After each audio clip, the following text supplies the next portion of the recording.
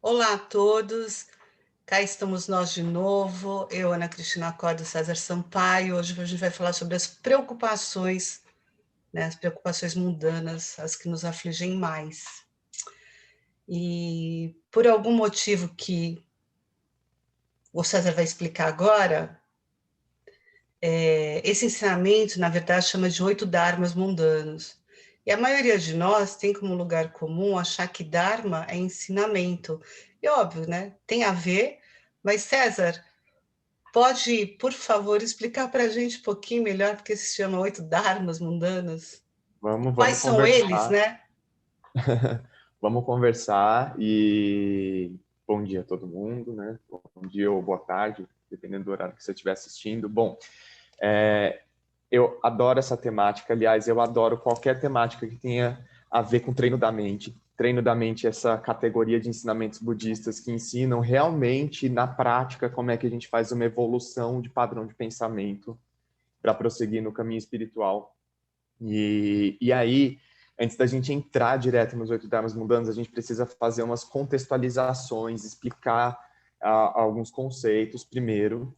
E, e assim, de verdade, treino da mente, existe um dos textos de treino da mente, ele diz o seguinte: as instruções de treino da mente são como o sol, como uma árvore medicinal e como uma pedra preciosa. Por quê? Porque o sol, assim, um raio de sol é bom, 100 raios de sol é bom, muitos raios de sol fritando você o tempo todo não é bom, mas sempre é bom você ter um pouco de luz, né? A árvore medicinal, se a raiz é medicinal, o tronco é medicinal, a folha é medicinal, a fruta é medicinal. Mesma coisa no treino da mente. Qualquer parte do treino da mente, se uma é positiva, tudo é positiva. E essa parte da pedra preciosa significa o quê? Uma grande pedra preciosa é preciosa. Pedacinhos dessa mesma pedra também é preciosa. Então, mesmo que você não tenha obtido a árvore inteira, o sol inteiro, a pedra preciosa inteira, qualquer pedaço, qualquer fragmento dessas instruções de treino da mente são maravilhosas e, assim, podem ajudar você grandemente, como tem ajudado mestres desde a época de Buda Shakyamuni até agora. E eu, pessoalmente, tenho excelentes experiências com a prática de treino da mente, então fico feliz de poder falar sobre isso e compartilhar e estimular e fazer com que todo mundo seja multiplicador desse tema. E aí a outra coisa que eu preciso contextualizar antes da gente falar é o seguinte: a gente tem aqui no Ocidente é, poucas palavras para exprimir muitas coisas. E lá no Oriente, especial na Índia, a gente tem palavras para tudo. Por exemplo, só um exemplo, testa. Lá eles têm um nome para cada pedacinho da sua testa. Não é só testa, cada pedaço é testa. Tem palavras diferentes. Então, a iluminação também é um fenômeno que acontece assim. Aqui no Ocidente, a gente tem usado muito esse tema: eu estou sofrendo, o mundo é horrível, as pessoas são horríveis, tem muito sofrimento, então eu preciso me iluminar para sair daqui. Não é bem assim, né? O que a gente tem de conceito de iluminação para o budismo, especialmente no budismo Mahayana e Vajrayana, é um estado muito desperto, muito amplo de liberdade e onisciência. Quando a gente olha para o sofrimento do mundo e fala: nossa, isso aqui não é para mim, não quero apostar nessa atitude mundana, eu quero sair daqui, você está pensando só em você. Isso a gente não chama de iluminação, isso a gente chama de libertação. Né? Isso, essas palavras em sânscrito, elas são diferentes, né? A iluminação é o Bodhi, né? Que é você atingir o estado de Buda. A libertação é o moksha, é quando você sai do estado de sofrimento, mas você não está completamente onisciente, completamente desperto. Ainda tem coisinhas ali que você pode desenvolver, né? E o que vai diferenciar uma... Fala, Cris, bora, me ajuda Não, aí. eu acho que a grande diferença, uma é você ter a compreensão dos estados mentais através de como funciona a sua mente, através de algumas realizações, e não se deixar levar por elas. Outra é você ter a liberação de todas as marcas mentais, né? São duas coisas Exatamente, bem diferentes. exatamente. Uma é você É, entender como o programa roda, outra é você limpar o programa. Exatamente. Eu gosto muito da analogia que a gente recebeu do Geshe Pender quando a gente estava na casa do Tibete. Ele falou: olha, uma coisa é você ter um pote de alho e você tira o alho, mesmo que você lave, fica aquele cheiro de alho no pote. Isso é a libertação. A iluminação é quando você conseguiu eliminar até o resquício do cheiro do alho desse recipiente, né? E o que vai diferenciar? Oi? Faz muita diferença esse cheiro de alho. Nossa, Deus santo, faz muita diferença. E na nossa prática, como que a gente diferencia isso? Quando a gente quer apenas a libertação, a motivação principal da prática é a renúncia. Ou seja, a gente analisa a causa do sofrimento e fala, dessa água não quero mais beber, deixa isso para lá, não vou mais investir nisso. E quando a gente está em busca da iluminação, a gente tem um sentimento de equanimidade, de unidade com todos os seres muito grande. Então a gente trabalha por todos os seres da mesma forma, com a união de amor e compaixão. Então, essa segunda classe de ensinamentos voltados para a iluminação, que é quando você percebe todos os seres como uma unidade orquestrada por essa interdependência, então você age por compaixão e amor, é a causa principal para a iluminação. E dentro desse caminho de iluminação, que você precisa desenvolver um conceito no budismo mahayana que chama bodhicitta, que é a mente de chegar nessa iluminação, você tem um obstáculo principal. E aí eu quero deixar bem claro o que é esse obstáculo principal. Ele é uma coisa chamada autoapreço. Autoapreço, autoagarramento. Ele não tem a ver com autoestima, ele não tem a ver com amor próprio, ele não tem a ver com você se reconhecer no valor que você tem, e sim de você se apegar de uma maneira como se você fosse separado dos outros, como se você fosse separado do todos. Então você se apega à entidade, ao personagem que você está desempenhando nessa vida, né? Que, por exemplo, o meu personagem chama César, né? Ele tem um bigode, uma barba e um cabelo amarrado. Eu me apego nele e eu falo, olha, eu sou completamente diferente da Cris. Eu sou completamente separado da Cris, completamente separado de fulano, fulano, fulano. E aí você vai setorizando o universo conhecido, de pessoas conhecidas, em caixas de pensamento dual, dualístico, de dizer, olha, essas pessoas aqui eu gosto, essas pessoas aqui eu não gosto. E aí tem uma renca aqui que eu sou totalmente indiferente. Esse pensamento complexo é o autoapreço, é o autoagarramento. Você se agarra e aí você começa a gostar mais de você do que do todo. Esse é o principal obstáculo para a iluminação, né? O principal desse ponto de vista de que você quer atingir a plena onisciência, o pleno despertar, o estado mais alto de evolução espiritual. Então, feita essa consideração, o que é iluminação, o que é libertação, e por que eu posso e devo já ir para o caminho da iluminação direto, que a libertação está contida lá dentro, né? A gente precisa, então, lidar com esse pequeno demônio interno que é o autoapreço. E aí a gente chega nas preocupações mundanas ou os interesses mundanos, né? Alguns textos trazem a palavra dharmas mundanos. Então, por quê? Em sânscrito, a palavra dharma pode significar também fenômeno. Então, são fenômenos, acontecimentos que não são espirituais.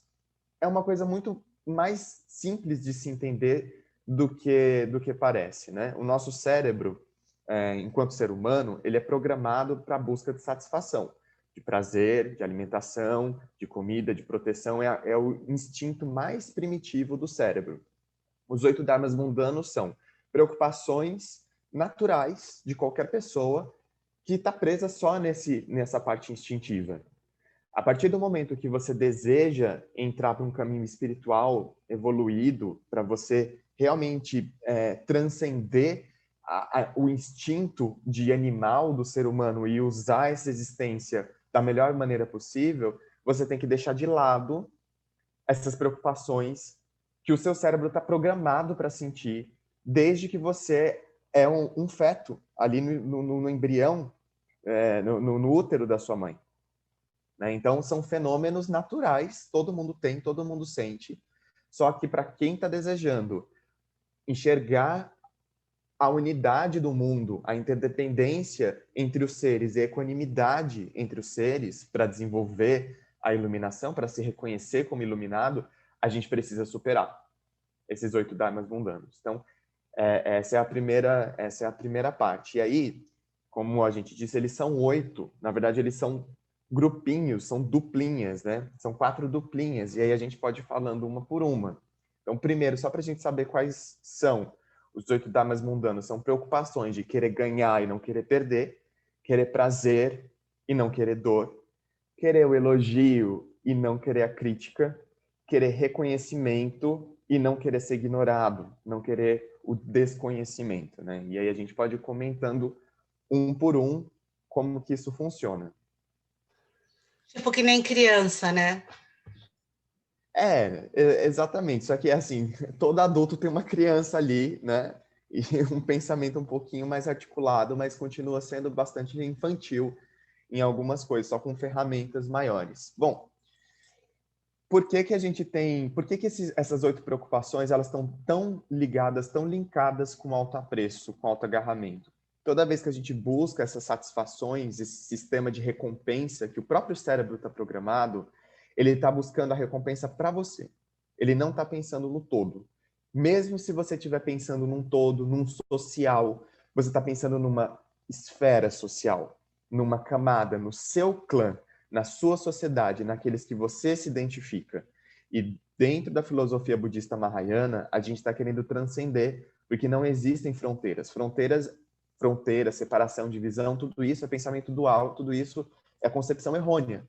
Né? Na verdade, todo mundo é uma coisa só, todo mundo está dentro do mesmo barco, do mesmo universo, todos os seres estão buscando a mesma felicidade que você busca, todos os seres estão buscando evitar o mesmo sofrimento que você busca, então não tem por que você fazer uma separação. Eu digo isso porque algumas pessoas até se engajam em atividades, né, em ser ativista por uma causa, mas aí ela está sendo ativista por uma causa. E dentro da filosofia mahayana budista, Maha significa grande em sânscrito, Yana é veículo, é o grande veículo, é um veículo que comporta todos os seres. Não vai ter, olha, isso aqui eu estou lutando só pelos seres do grupo A ou do grupo B. Claro que a gente pode atuar num grupo A, num grupo B, não tem nada de errado nisso, buscando a felicidade de um grupo, principalmente para poder fazer esse sistema de recompensa, de retribuição, mas a gente tem que entender que está todo mundo no mesmo barco e a gente precisa agir por todo mundo sem deixar ninguém para trás. O primeiro ganhar, a primeira duplinha de preocupação mundana, que é ganhar ou perder, não, de novo, são preocupações naturais, não tem nenhum problema você ter esse tipo de preocupação. O problema é você ficar preso dentro dessa preocupação. Então, o ganhar pode ser tudo, pode ser ganhar desde uma competição, desde de algo como receber um bem material, é ganhar, é você triunfar, é você receber de alguém, mas sempre com a aflição de perder aquilo que você recebeu, porque você cria um grande apego em cima do bem ou do evento que você ganhou. E, ao mesmo tempo, é um temor, quase que uma fobia de perder, né? Olha, eu não vou nem competir para não perder, porque eu não aguento perder, ou eu não quero ter nada para não perder. Esse tipo de samba, entendeu? Que a gente fica fazendo na vida, que uma hora a gente sapateia para um lado, outra hora a gente sapateia para o outro, é um tipo de obstáculo instintivo, natural, que o ser humano está programado para fazer isso, mas a gente precisa superar, né? No sentido de que, se você ganhar, sinta-se satisfeito, regozije pelo que você ganhou, mas se você não ganhar, tá tudo bem, né? Se você perder alguma coisa, tá tudo bem. Dentro do budismo Mahayana, esse caminho, esse grande veículo, a gente enfatiza muito uma relação livre de extremos, ou seja, muito mais voltada para o equilíbrio, muito mais voltada para você ganhar e ganhar ou perder, e tá tudo certo, porque são eventos naturais do universo. A gente, sempre que alguém ganha, o universo está tirando de um lugar e levando para outro, né? Então a gente tem que imaginar mais ou menos que o universo ele funciona como uma equação. Se você tira de um lado aqui, ele vai levar para o outro, né? E ele volta inverso do outro lado. Então, sempre que você ganha alguma coisa, tem algo que está perdendo em outro setor do universo, né? Alguém está cedendo. Então, é muito mais simples a gente visualizar isso, como, por exemplo, eu tenho um livro e eu desejo dar esse livro para você, então eu estou abrindo mão desse livro. Isso acontece no universo o tempo todo. Então, quando a gente se apega no olha, eu estou ganhando ou eu estou perdendo, e quer segurar esse momento ou afastar esse momento, a gente está agindo contra essa equação, esse equilíbrio do universo. Você quer falar alguma coisa, Cris? Eu tô com o microfone fechado porque tá com o alarme de uma casa ligada aqui, mas tem uma coisa que é importante aí, que a gente esquece que se a gente não cede, se não tem um espaço que a gente perde, a gente não tem espaço para ganhar também, porque tem essa troca de energia. Então, quando eu cedo, eu também estou abrindo espaço para ganhar, né? Exatamente. Assim, uma outra instrução que tem no sistema de ensinamento de treino da mente é confie sempre numa mente feliz. Né? Um dos preceitos do treino da mente. O que, que é isso? É você manter a sua mente natural, estável e feliz com qualquer coisa que aconteça. Né? Não significa apatia ou monotonia, que você agora vai perder os sentimentos. Não, você vai estar realmente feliz com tudo. Então, você ganhou, nossa, estou feliz, muito obrigado, estou satisfeito pelo que eu ganhei. Mas você perdeu, tudo bem. Se eu perdi é porque outra pessoa ganhou em algum lugar do universo, né? A gente não consegue, quando a gente está muito preso nessa ideia de alto apreço, de alto agarramento, a gente não consegue perceber que às vezes realmente uma coisa precisa sair de cena para dar espaço para o novo, para dar espaço para o outro. Isso é uma das coisas que eu mesmo faço esse treinamento. Nossa, perdi, tudo bem, é porque algo novo vai entrar. Então deixa sair, desapega e deixa aí que algo novo vai entrar. Né? E manter essa confiança numa mente feliz, numa mente positiva, né? Lama Ganchen sempre falava muito disso, do pensamento positivo, longe do que a gente hoje fala, comercializa, né? De vender essa coisa da força do pensamento. Não é só isso, né? É muito mais de você confiar numa atitude positiva, numa atitude que compreende os fenômenos de uma ótica mais ampla do que a sua ótica egoísta, né? Presa dentro de você. E aqui eu acho que cabe a gente destacar que, às vezes, quando a gente elege um grupo de pessoas que são as pessoas da nossa caixinha da atração, a gente faz tudo para que esse grupo ganhe, para que esse grupo não perca nada, em detrimento de outro. E isso também é importante, porque o Buda ele não é Buda só para os budistas, ele é Buda para todo mundo. E nós, enquanto buscadores da iluminação, ou seja, buscadores do reconhecimento desse estado de Buda que já habita todos os seres, a gente não vai ser Buda só para a gente, para o nosso universo, para a nossa família. A gente vai ser Buda para todo mundo. Então, é importante a gente como que o budismo trata isso, como que o treino da mente trata isso, não é simplesmente você escancar essa caixa e coloca todo mundo, mas que você vai pegando uma caixa pequena, pondo na uma maior, e aí você tira, descarta a caixa pequena e fica com essa maior, até que essa maior se torne a pequena. E aí você transfere, é gradual todo esse treinamento da mente. Então, trazendo isso para termos práticos, às vezes a gente tem muita compaixão pela nossa família.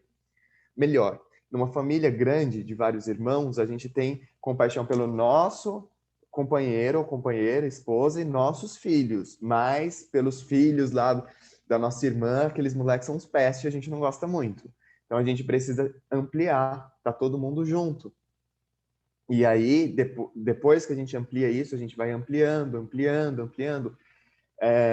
Algumas meditações budistas trabalham muito com o lado lúdico, o lado psico-imaginativo, né? Principalmente nas meditações tântricas, e a gente usa muito a visualização de raios de luz emanarem do nosso coração e preencherem a nossa sala de meditação, onde a gente está fazendo a nossa prática.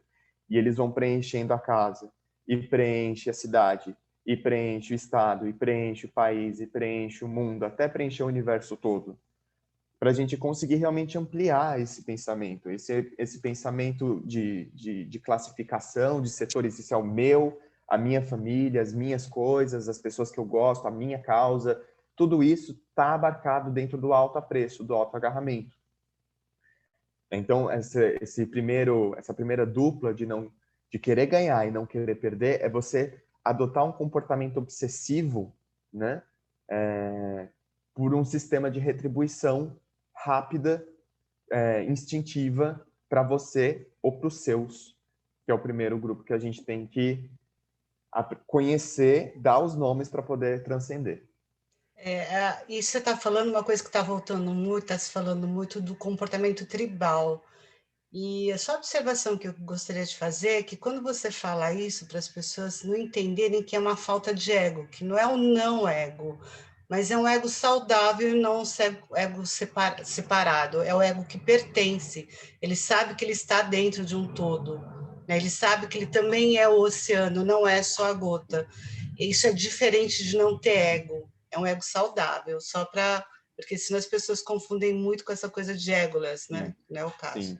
É legal você comentar disso, porque realmente hoje em dia as pessoas demonizaram o ego inteiro, só que sem ego você não existe.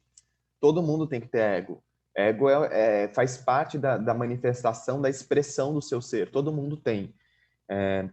Eu gosto bastante da abordagem do budismo tântrico, porque a gente lida com isso com mais naturalidade. Não é que você está tentando exterminar o ego, você está tentando exterminar atitudes obsessivas em relação ao ego, né? Atitudes que realmente provocam sofrimentos imediatos quando você age dessa maneira, né? Então, a gente tem que... Gostei dessa analogia. A gota também é o oceano inteiro. Isso é bem o sentido de unidade budista. A gota é o oceano inteiro, mas ela ainda é gota. Ainda o H2O, a moléculazinha de H2O, ainda é uma moléculazinha de H2O, embora ela também seja o oceano inteiro, né? O que une todo mundo, o que une todas as entidades, as unidades que compõem essa grande união de seres sencientes, é o que no budismo a gente chama de interdependência. E isso é engraçado, assim, várias filosofias falam sobre isso. O hinduísmo fala muito sobre isso. Todo mundo é como se fosse a chama do fogão. São vários fogozinhos, né, foguinhos ali, mas tem uma raiz ali que é o todo. No budismo a gente entende que é dessa maneira, só que é muito mais enfatizado a sinergia pela qual cada um dessas pontas do fogo elas se comunicam, elas interagem entre elas, que é o que a gente chama de interdependência. Então, por exemplo, nos textos mais clássicos de treino da mente, quando a gente vai trabalhar sobre equanimidade e trocar eu por outros, né? A dor do outro é a minha dor, a felicidade do outro é a minha felicidade, que é aí que entra o regozijo, usa-se muito a metáfora de que se você tem um espinho no pé, quem tira é a mão. A mão não é o pé, né? A dor não é diretamente na mão, mas é a mão que vai lá ajudar o pé, porque o pé não tem como tirar o próprio espinho dele. Então, você veja aqui, fazendo essa analogia com o corpo humano, que cada órgão, cada segmento do seu corpo tem uma função para desempenhar, né? O estômago não digere a comida só para ele, né? O intestino não digere a comida só para ele, ele digere para o corpo todo. O cérebro não pensa só para ele, o olho não vê só para ele. Então, essa interdependência entre os seres é o que o budismo vai falar muito, né? Cada ser tem, cada pessoa, cada animal, né? Cada deus, cada demônio tem a sua utilidade no universo, né? E está todo mundo sendo necessário nessa dança da interdependência. Então, a atitude autocentrada, autoagarrada, autoapreciativa é o grande obstáculo para a iluminação. A gente não consegue enxergar que está todo mundo junto nesse barco e todo mundo cumpre uma função. Vamos falar das outras três, depois a gente volta um pouco nisso, porque eu percebo que o fio da meada, né, dos 8 dharmas mundanos, as 8 preocupações, é o apego, né? Sim, é o comportamento obsessivo, é o É o apego apego. obsessivo, né? Inclusive, a violência, que seria o apego, ele é uma característica da energia feminina e a aversão é uma característica da energia masculina, e a aversão, na verdade, surge do apego, né? Porque se você não tem apego, você não precisa ter aversão. Se der, a gente fala um pouco mais sobre isso, né? A gente faz num outro momento, porque vale, né? A gente até tem uma de feminino e masculino, mas só para guardar isso. Por que a gente é tão apegado? Por que a gente tem tanto apreço, né? Pela individuação. Sim. Bom, a próxima dupla aqui, essa dupla sertaneja da bobeira, é o prazer e a dor. né? E é muito similar o raciocínio que a gente vai usar com o ganhar e o perder, mas o prazer e a dor dá para a gente adicionar mais uma informação, que é o meditante, né, o grande meditante experiente que se depara com uma situação de prazer ou de dor, ele permanece, nas palavras de Shantideva, impassível, como madeira, ou como um tigre olha para a grama, tipo, tá, ok, não me interessa, é o que eu passo por cima, ou eu aceito, né, ou como um lago que você taca pedra, tacou, borbulhou, caiu, normal. Por quê? Porque o praticante de meditação, especialmente os budistas, né, a gente tem o conhecimento sobre o karma. A gente sabe que não existe nenhum fenômeno que aconteceu, ou que acontece, ou que acontecerá, que não tenha tido uma causa. E a causa, ela é sempre similar ao seu efeito. Então, se A gente você... sabe na teoria, né? Mas como todo ser humano normal, é difícil de dar uma engolida nessa. Por isso que tem que ser o meditante experiente, né? É, Então, quando você se depara com uma situação de prazer, você sabe que a causa desse prazer foi você ter proporcionado prazer para o outro. Como o próprio Shantideva fala, toda a felicidade que existe no mundo surge da mente que deseja que o outro seja feliz. E todo sofrimento surge da mente autoapegada, autocentrada, autoagarrada. Essa analogia é muito mais fácil de você entender o karma. Por quê? A gente acredita que karma, né, é a ação, se for uma ação positiva, ela reverbera em um efeito positivo, se for uma ação negativa, reverbera no efeito negativo. Ok, mas e a causa dessa ação? Né? Se for uma causa negativa, ela é sempre, sempre, sempre o egoísmo. É sempre a atitude autocentrada. Então, você não prejudica ninguém, você não fere ninguém, não é violento ninguém, se não for para defender essa ideia ilusória de alto apreço, de alto agarramento, de individualidade. E você não beneficia ninguém, você não traz felicidade para ninguém, se você também não tiver amparado por esse pensamento de altruísmo, né? Você não dá um presente para uma pessoa que você não se reconheça nela. Quando você não oferece um elogio já para entrar na próxima dupla, que é o elogio e crítica, você não oferece um elogio para ninguém se você não reconhecer a qualidade do outro em você. Então, é muito mais legal, é muito mais fácil a gente compreender que o karma, ele define, o que define se ele é positivo ou negativo, é a sua mente egoísta, autocentrada ou altruísta, ou empática, né? tem outra Então, coisa também, nem tudo que é prazer para um é prazer para outro, nem tudo que é dor para um é dor para outra, né? Tem toda essa exatamente, peculiaridade também. exatamente, tudo é muito relativo, vai muito do ponto de vista do que você está passando. Mas, em geral, quando a pessoa que está treinando no treino da mente se depara com uma situação de prazer e dor, ela tem a seguinte atitude: olha, prazer, regozijo, entendo que teve uma causa positiva, manterei essa causa positiva em relação aos outros. Dor, regozijo, regozijo, está esvaziando, está gastando uma causa negativa. Reconheço em mim que essa situação de dor, ela teve origem numa atitude autocentrada, autoagarrada. Então, reconheço e deixo passar. Eu gosto muito de usar a linguagem lúdica, de que esses fenômenos dos 8 dharmas mundanos são nuvens passando no céu. Eles não têm que criar raiz, né? A nuvem pode continuar passando no céu, normal. Você não só enraiza ela no seu ser, em você, no seu coração. Então, ganhou, perdeu, deixa. Prazer e dor, deixa. Deixa. Então, eu teria uma observação para fazer nessa história do prazer também, porque é óbvio que tudo que dá prazer a gente tende a repetir, mas principalmente na questão do caminho espiritual, tem um risco aí de virar um orgulho, né? Eu sinto muito prazer que eu tive, sei lá, elogio, realização, whatever. Ou estou conseguindo manter uma mente estável, ou qualquer coisa que a gente também se agarre ao prazer. Por isso que a instrução é muito clara, né? Você não se agarra nem à dor e nem ao prazer, porque Exatamente. os dois eles vão dar sofrimento em algum momento.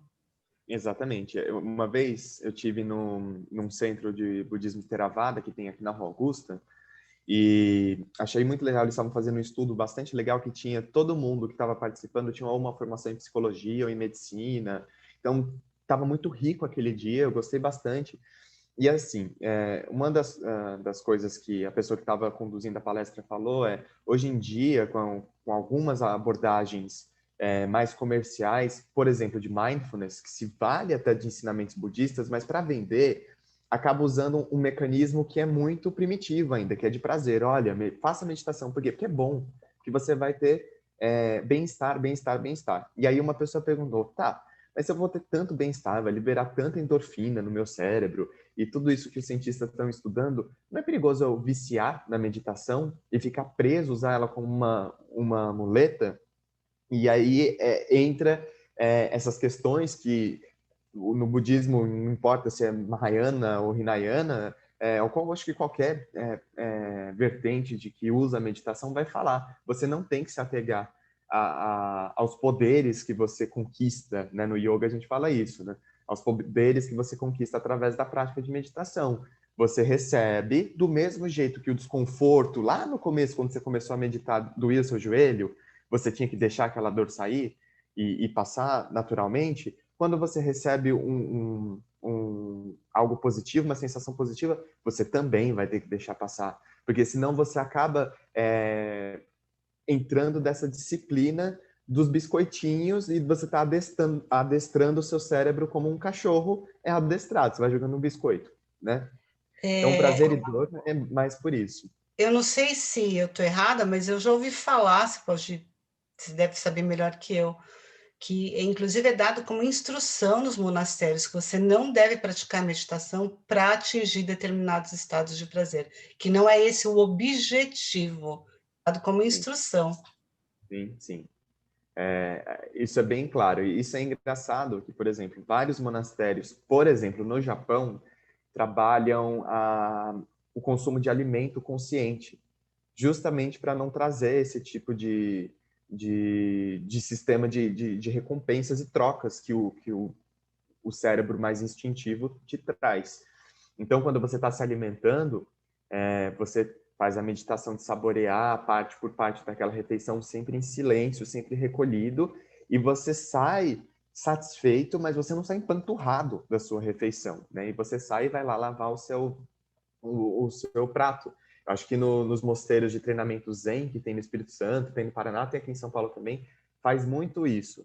Eu lembro que quando eu era monge lá nos Estados Unidos, que a Beatriz Rinpoche conduzia a reza antes da gente fazer as refeições, e tinha um estrofe escrito por Nagarjuna que falava, olha, eu reconheço esse alimento como um remédio, e eu não vou comer por orgulho, e nem por apego. Então, você já traz uma sensação de consciência para você não trazer em nenhum momento da sua prática, mesmo na hora de comer, esse mecanismo de recompensas e trocas. E a meditação também, né? A própria meditação tem que ser feita de uma maneira equilibrada para que você não caia nessa armadilha.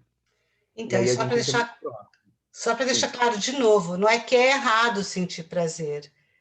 O sim. treinamento é: eu vivo o presente, eu senti prazer, passou, larguei. Não é Uhum. fácil, gente. Todo mundo gosta de ficar quentinho, morninho, gostosinho, cheirosinho. Mas o treinamento é justamente esse: é desapegar para estar sempre Exatamente. presente. A gente não manter o comportamento obsessivo para si próprio, né? E nem para os outros, né? A obsessão aqui não é o caso. Bom, o próximo é o elogio e a crítica. E aí a gente entra numa seara ainda mais sutil, que é do orgulho sutil, né? De você é aquela sensação de que quando você recebe um elogio, sai aquela borboletinha na sua barriga falando, ai, que legal, mas quando você recebe uma crítica, parece que você bebeu ácido sulfúrico, já dói aquele estômago. E aí a gente começa a ver como que esse sistema de crença, de elogio e crítica, ele, além de ser algo instintivo, que a própria natureza programa o cérebro do animal, do ser humano, para fazer isso, a gente também é educado nesse sistema, né? Quando a gente é pequenininho, né? O nosso aparato neurológico não é tão diferente quanto de um cachorro ou de um macaquinho. A nossa mãe já ensina, olha, se você fizer errado, eu te repreendo E se você fizer certo, que lindo. E aí a gente vai entrando numa coisa que realmente é para ser trabalhada no caminho espiritual, que é você viver pescando elogio. Eu gosto bastante que o Leon Michel usa essa expressão de os pescadores de elogio, e ao mesmo tempo as pessoas que estão em fuga da crítica o tempo todo, porque isso machuca muito, E a gente, né? isso, eu acho que a base, essa é uma das coisas onde está muito enraizado na infância, né? Muito, Exatamente, porque na infância a exatamente. gente está muito nos chakras básicos da sobrevivência e a gente leva isso como é bom para minha vida, é bom para minha sobrevivência e não é bom, né? Então isso já realmente começa muito na infância. E tem uma outra coisa que eu percebo que pega muito nos dias atuais, né? Porque boa parte da forma com que a gente vive está nas construções mentais, né? Então, e tem muito a ver com também a questão da tribalista. Então, se alguém vem com uma ideia oposta do que a minha estrutura mental pensa, por exemplo, a respeito do César, ou a respeito de mim mesma, se eu aceitar isso, se eu achar que isso está certo, o que será de mim? Tipo assim, tem muita coisa que se fica estruturado dentro de padrões mentais do que nós consideramos certo ou errado, ou whatever. Se começa a ser contestado, quem sou eu? Toda a minha personalidade é construído em volta dessas coisas. E daí essas coisas, elas vão tirando o chão se a gente deixa entrar, porque a gente tem esse agarramento que você falou. E a gente vive muito isso nos dias de hoje, onde as coisas são muito no mundo das ideias, no que eu acho, né? O que eu acredito, né? Tipo, se contesta até a ciência, né? Que tudo bem, não é que ela não falha, porque ela falha, né? Quem mais prova que a ciência falha é ela mesma, porque está É assim. toda hora se contradizendo. Mas, minimamente, é uma coisa que está meio preto no branco, em teoria, né?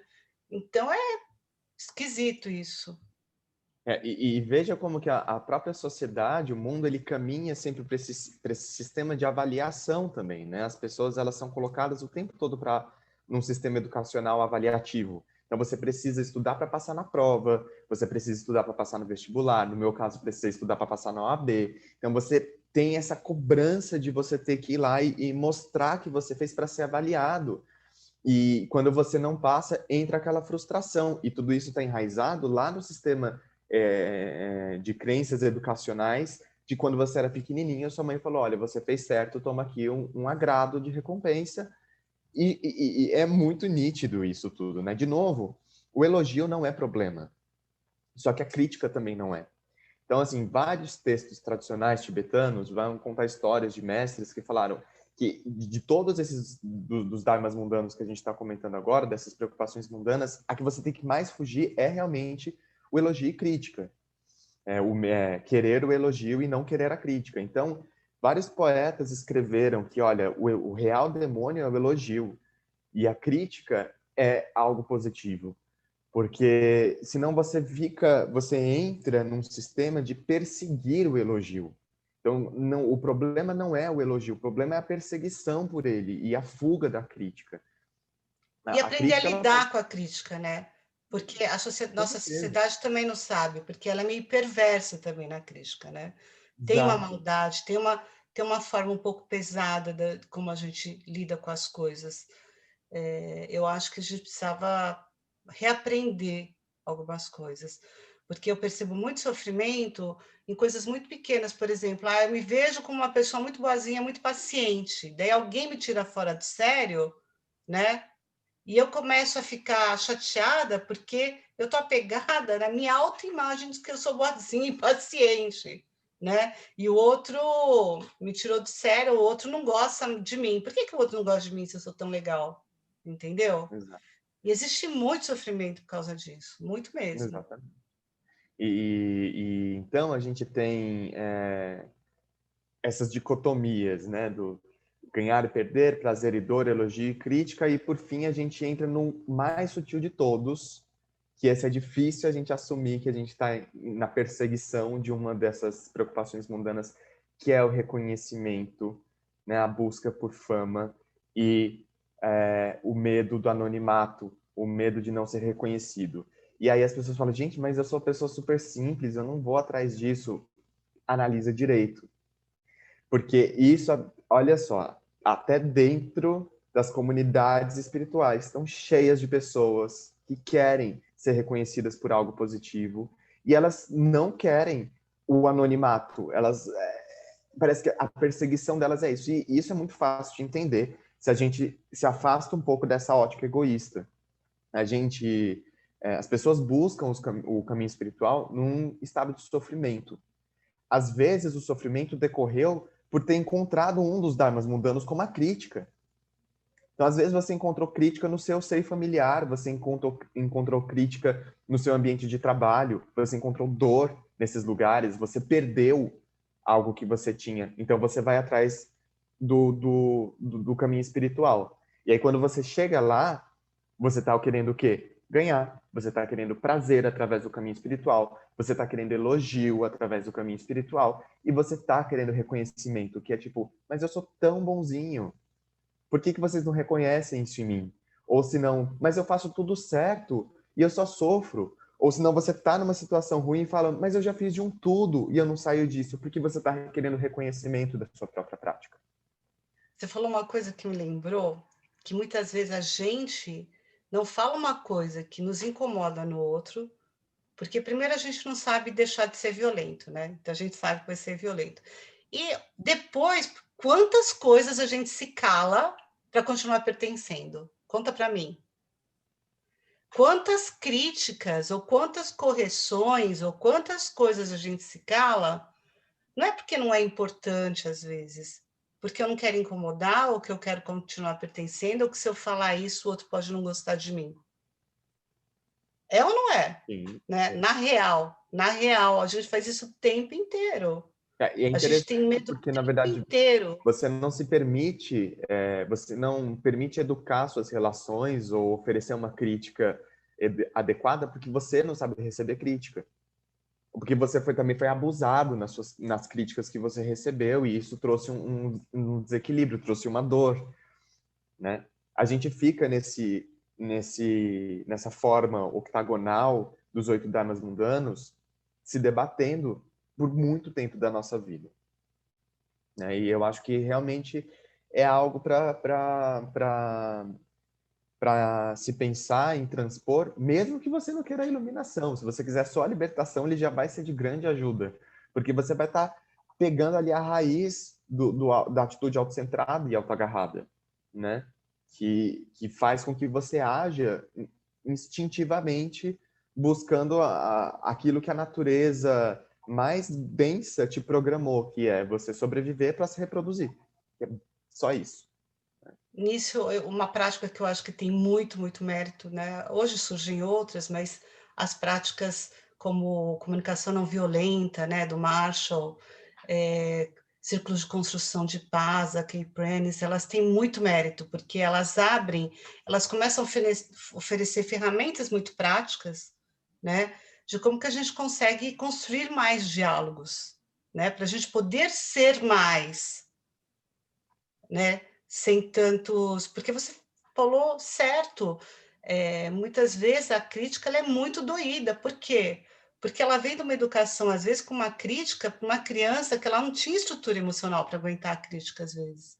Né? Mas é aquilo que ela guarda dentro dela.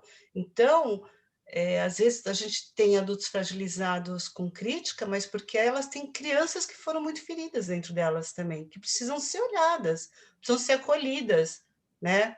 É muito perceptível, principalmente porque a gente tem uma sociedade que acha que depois de uma certa idade, por exemplo, não precisa mais aprender, ou eu não vou mais mudar depois de uma certa idade, ou é isso que eu penso, ou entendeu? Sabe? A gente tem Exatamente. algumas coisas que ainda estão apegadas a um modelo muito antigo de ser, né? E uma São as das coisas pessoas que eu fico, Pieta, né? Eu nasci assim, eu cresci assim. Não, Pieta não, Gabriela. Você sempre, Gabriela, né? e tem uma coisa que eu acho que tenho visto que é muito bacana, tem muita gente senior mesmo, 70 anos, 60 anos para cima, no caminho do autoconhecimento, querendo se melhorar.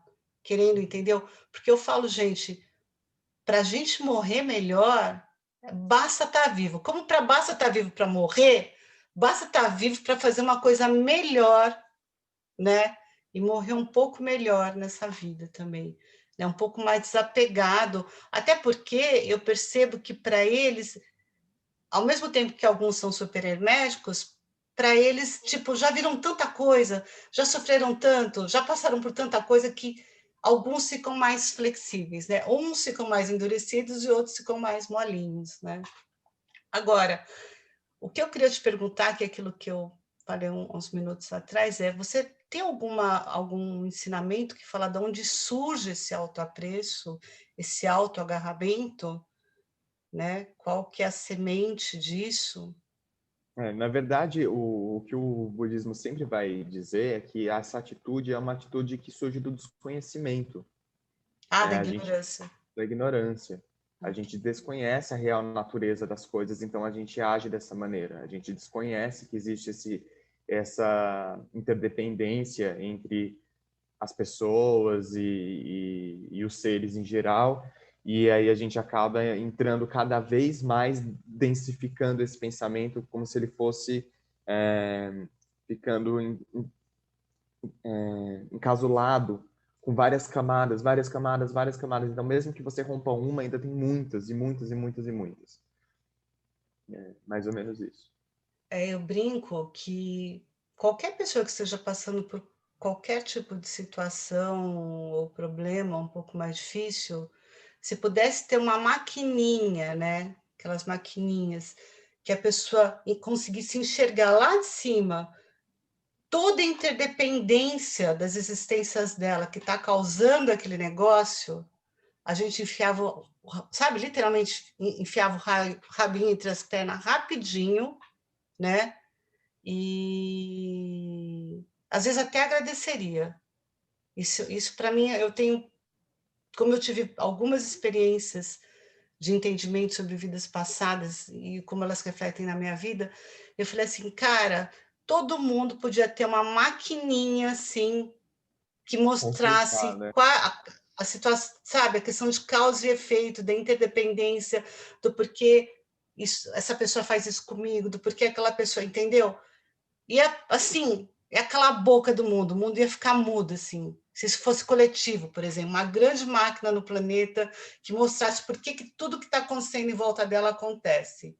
Cara, eu acho que ia dar uns 15 minutos de silêncio mundial, porque as pessoas iam ficar chocadas. Ia acabar tudo. Eu acho que iam acabar todas as guerras, iam acabar, porque é muito esclarecedor, né? E, ao mesmo tempo, também não é tão simples. É uma pena que não existe essa maquininha, Na verdade, essa né? maquininha existe, né? Segundo É a nossa própria mente. as palavras do Dalai Lama, essa maquininha que a gente analisa as vidas passadas e as futuras chama momento presente, né? A gente quer analisar que aconteceu no passado com um pouco de lógica, observando o presente, você consegue compreender, né? E conhecimento, estudo e o futuro também. O que você está fazendo Sim, no mas é que a gente acha sempre, por causa do autoagarramento, que nós não somos merecedores. É a questão daqueles, né? Por que está acontecendo isso comigo? Porque eu sou tão exatamente. legal, Entra ali na entendeu? duplinha do reconhecimento crítica, né? Do E, reconhecimento e o não reconhecimento. Você sempre então, se entende como injustiçado das situações, como não é assim. por exemplo, sabe, eu posso dizer que se eu entro muito na acreditar nas mazelas da minha vida, eu tô doida, porque eu realmente já passei por algumas coisas que eu entendo. Agora, para a maioria das pessoas, isso não é óbvio, Não. né? Por mais que esteja escrito em algum lugar que a sua vida hoje é uma consequência de uma semente plantada lá atrás, né? E que as condições fizeram amadurecer, né? Legal, já que a gente cobriu os 8, né? Dizer que algumas considerações, né? São comportamentos naturais, todos os seres têm, né? Não precisa reprimir nenhum desses comportamentos, a gente só não pode ficar obsessivo com eles todos.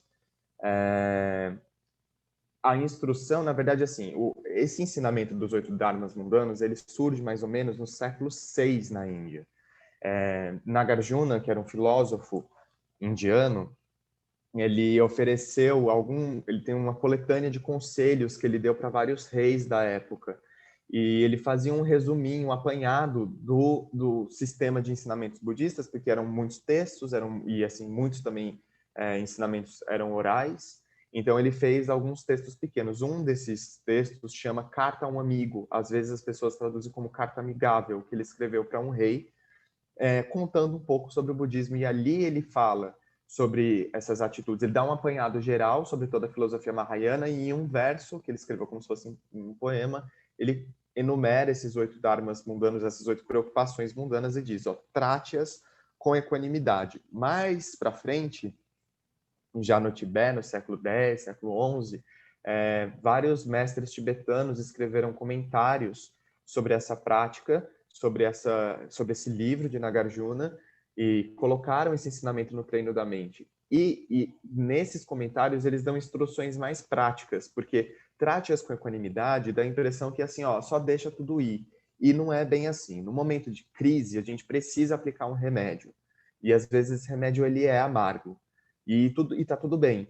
Isso significa que no primeiro momento a gente pode inverter a ordem das coisas, mas é só no primeiro momento. Não significa que para o resto da vida eu vou atrás de crítica e vou fugir do elogio, porque o elogio em si, ele também não tem existência inerente, ele também é vazio e tá tudo bem, entendeu? Tem que ser feito com objetivo, né? Como um treinamento mesmo. A gente precisa fazer Exatamente. as coisas de uma forma didática, Exato. digamos assim. Então, assim, eu gosto muito de estudar lendo e vendo a vida de mestres que deram certo do treino da mente, né? E você vê que vários deles, realmente, na hora de ganhar alguma coisa, eles recusavam. Olha, quero te oferecer muito dinheiro? Não quero. E outros se colocavam em situação de perder.